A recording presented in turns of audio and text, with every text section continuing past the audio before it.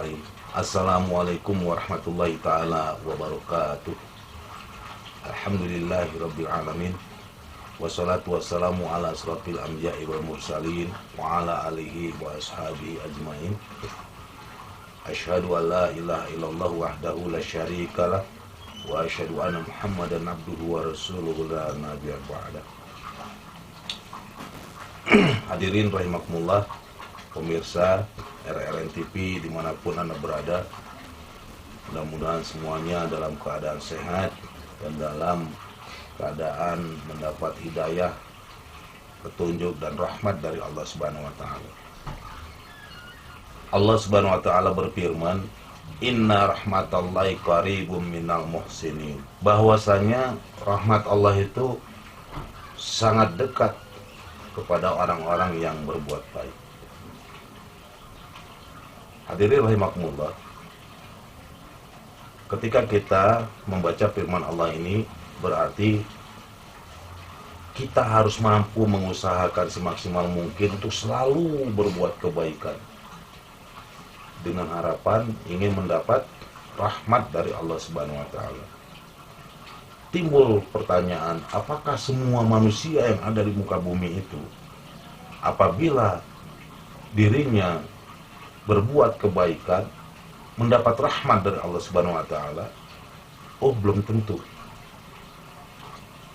Jadi rahmat Allah itu ditujukan kepada orang-orang yang berbuat baik, dikhususkan lagi untuk umatnya Nabi Muhammad sallallahu alaihi wasallam. Allah Subhanahu wa taala berfirman, "Alladzina yattabi'una ar-rasulan nabiyyal ummi." Bahwasanya rahmat Allah itu ditunjukkan kepada orang-orang yang mengikuti Rasulullah sallallahu alaihi wasallam, seorang nabi yang ummi, yaitu tegasnya adalah baginda Nabi besar Muhammad sallallahu alaihi wasallam. Oleh karenanya berbangga hati kita, bersyukur hati kita, kita dihidupkan dalam keadaan hidup di dalam agama Islam.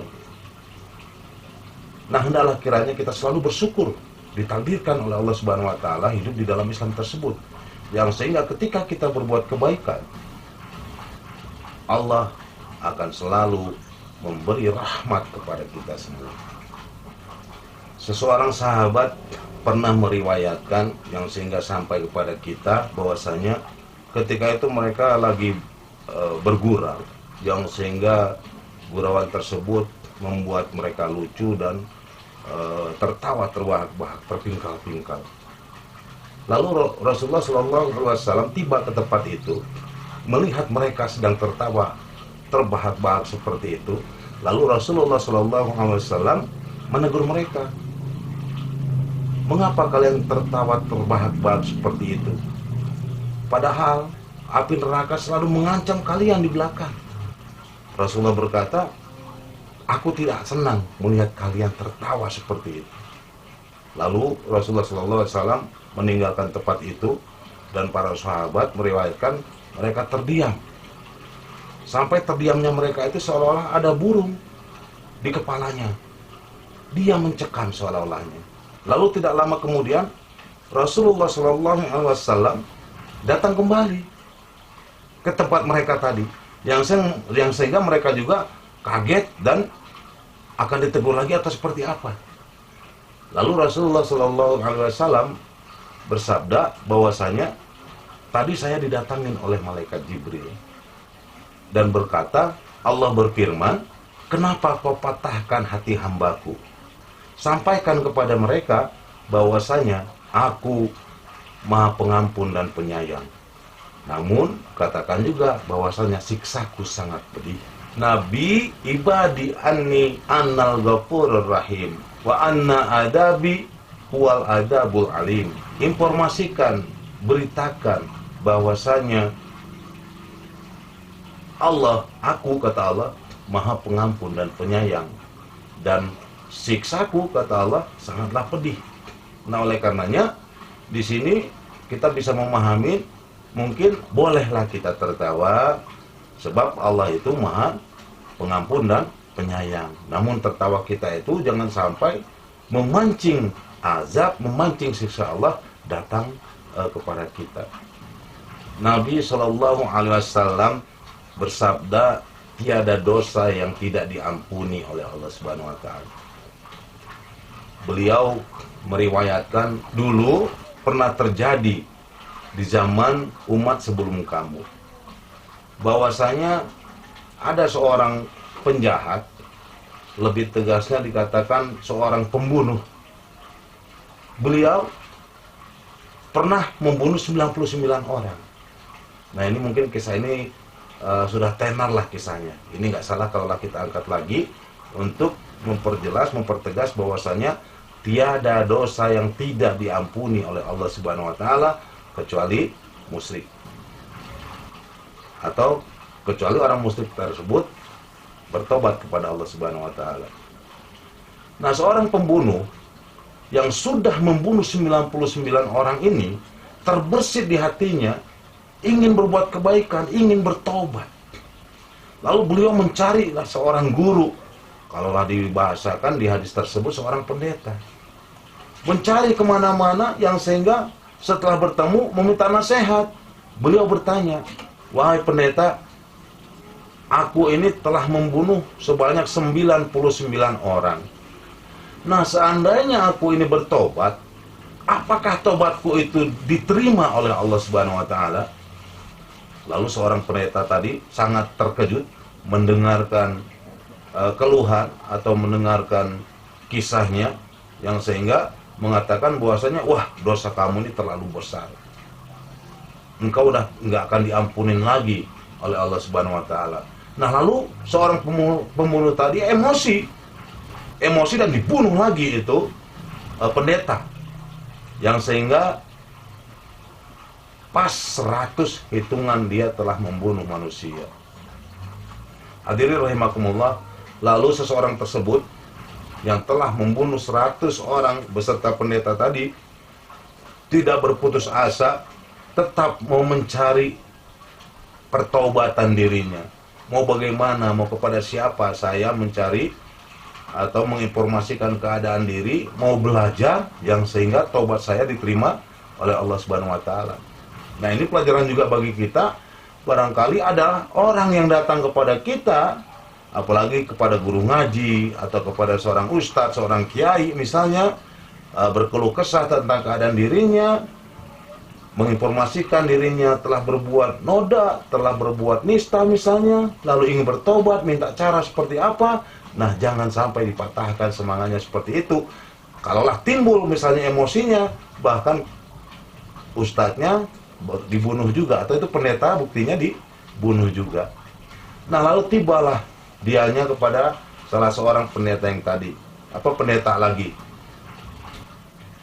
Nah alhamdulillah ketemu dengan seorang pendeta yang bijaksana. Diceritakanlah keluh kesah dirinya, diceritakanlah perbuatan masa lalunya, yang sehingga dia telah menceritakan juga, saya sudah ketemu membunuh ke 100 orang itu adalah seorang pendeta. Nah lalu pendeta yang terakhir didatangin itu memberi wejangan, memberi nasihat. Memang kalau dilihat ini dosa kamu itu sangat besar sekali. Namun aku tidak memahami betul apakah perbuatan seperti ini akan diampuni ataukah tidak. Tapi kalaulah kamu optimis, insya Allah kamu itu akan diterima pertaubatan. Nah caranya bagaimana saya itu kurang paham untuk memberi cara kepada kamu. Tapi aku tahu ada 2 tempat di daerah sana itu. Yang satu tempat namanya Basrah, yang satu tempat namanya Kufrah. Nah kalaulah kamu mendatangi tempat yang namanya Basrah itu, di sana engkau akan mendapatin orang-orang yang mengabdi kepada Allah, yang selalu berbuat baik, dan banyak perbuatan-perbuatan mereka itu seperti perbuatan-perbuatan penduduk surga. Kalaulah kamu datang ke perkampungan yang namanya Kufrah, di sana engkau akan mendapatin orang-orang yang selalu berbuat nista, yang selalu berbuat hina, yang selalu berbuat hal-hal yang dilarang oleh Allah Subhanahu Wa Taala, mereka selalu mengerjakan perbuatan-perbuatan ahli neraka. Nah, aku tidak bisa memberi apa-apa, tinggal bagaimana kamu akan mendatangi kampung Basrah atau kota Basrah, apakah kamu akan mendatangi kota Kufrah. Nah, lalu seseorang tersebut terima kasih ke pendeta dan berangkatlah. Berangkat, rupanya dia menuju perkampungan Basrah, yang mana perkampungan tersebut tadi diinformasikan selalu mengerjakan kebaikan dan mengerjakan amalan-amalan penduduk surga. Takdir Allah datang kepada dirinya ketika di tengah perjalanan wabah datang menyerang. Ya, wabah datang menyerang yang sehingga seseorang tersebut juga terkena penyakit wabah tersebut, lalu mati di jalan. Nah, mati di jalan, datanglah petugas Allah Subhanahu wa taala yang kita kenal dengan malaikat azab dan malaikat rahmat. Nah, mereka berebut. Ini adalah tanggung jawab saya untuk mengurus mayat ini atau orang ini, kata malaikat azab. Malaikat rahmat juga seperti itu, yang sehingga terjadi pertentangan di antara kedua malaikat. Lalu karena deadlock, tidak putus permasalahan mereka langsung naik laporan kepada Allah Subhanahu wa taala. Allah memutuskan bahwasanya supaya diukur mana lebih dekat seseorang tersebut ke kampung yang perbuatannya amalan surga kah, atau ke kampung yang amalan neraka, ke kampung Basrah atau ke kampung Kufrah. Nah, lalu dengan teliti mereka mengukur, rupanya ada kelebihan lebih dekat. Lebih dekat itu ke kampung Basrah atau ke kota Basrah, yaitu sebuah kota yang penduduknya membuat amalan-amalan surga. Berapakah jaraknya? Wahai hadirin rahimakumullah, hanya ujung tangan. Bukan sejengkal, hanya seujung jari. Di hadits kita baca hanya seujung jari. Ujung jari itu bisa kita lihat ruas jari kita, atau seujung jari atau sekuku. Itu lebih dekat ke arah kampung atau kota Basrah yang selalu berbuat amalan-amalan penduduk surga. Lalu keputusan Allah, karena memang dia mana yang paling dekat, kesanalah malaikat yang bertanggung jawab. Nah, lalu bertanggung jawab dan dibawalah orang tersebut oleh malaikat rahmat. Nah, di sini bisa kita pahamin bersama bahwasanya belum berbuat kebaikan seseorang tersebut, hanya niat yang besar untuk berbuat baik, untuk merubah diri ke arah pertaubatan, yang sehingga di tengah jalan kena wabah lalu mati.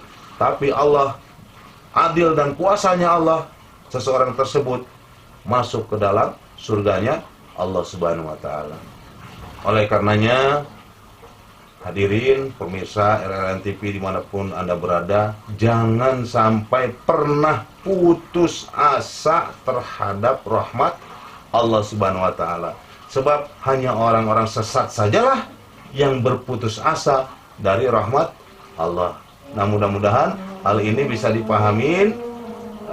Kurang lebihnya mohon maaf sebesar-besarnya. Billahi taufiq wal hidayah. Assalamualaikum warahmatullahi taala wabarakatuh.